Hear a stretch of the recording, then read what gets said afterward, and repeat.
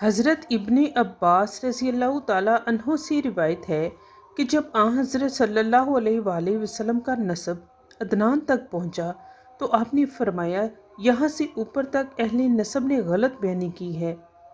تمام اہل نسب کے نزدیک قبائل مضر اور ربیہ بالاتفاق حضرت اسماعیل علیہ السلام کی اولاد سے ہیں۔ آن حضرت صلی اللہ علیہ وآلہ وسلم کا نسب تمام انصاب میں اشرف و اعلیٰ ہے۔ حضرت ابن عباس رضی اللہ تعالیٰ عنہ سے روایت ہے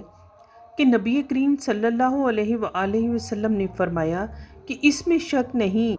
کہ حق تعالیٰ نے مخلوق کو پیدا کیا تو مجھے ان سب میں افضل بنایا، پھر قبائل میں انتخاب کیا تو مجھے سب سے اعلیٰ قبیلہ میں پیدا کیا،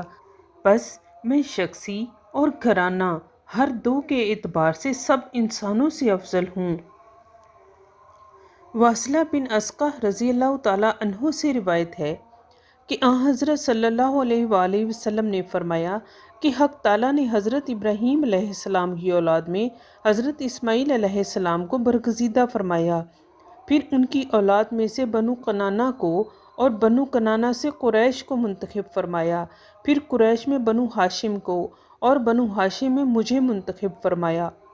آن حضرت صلی اللہ علیہ وآلہ وسلم کا شجرہ نسب تو محمد مصطفیٰ صلی اللہ علیہ وسلم حبیب اللہ، نبی اللہ، رسول اللہ، خلیل اللہ، کلیم اللہ، سارے لقب میرے نبی کو ملتے ہیں۔ وہ محمد بن عبداللہ بن عبد المطلب بن ہاشم بن عبد مناف بن قصی بن کلاب بن مرہ بن کعب بن لوی بن غالب بن فہر بن مالک بن نضر بن کنانہ بن خزیمہ بن مدرکہ بن الیاس بن مدر بن نزار بن معاد بن عدنان بن اود بن حمیصہ بن سلامان بن عوس بن بوز بن قموال بن عبی بن عوام بن ناشد بن حزا بن بلطاف بن يدلاف بن طابق بن جاحم بن ناحش بن ماخي بن عيفي بن عبقر بن عبيد بن الدعاء بن حمدان بن سنبر بن يثربي بن يحزن بن يلعن بن إرعضى بن عيذي بن زيشان بن عيسر بن أقناط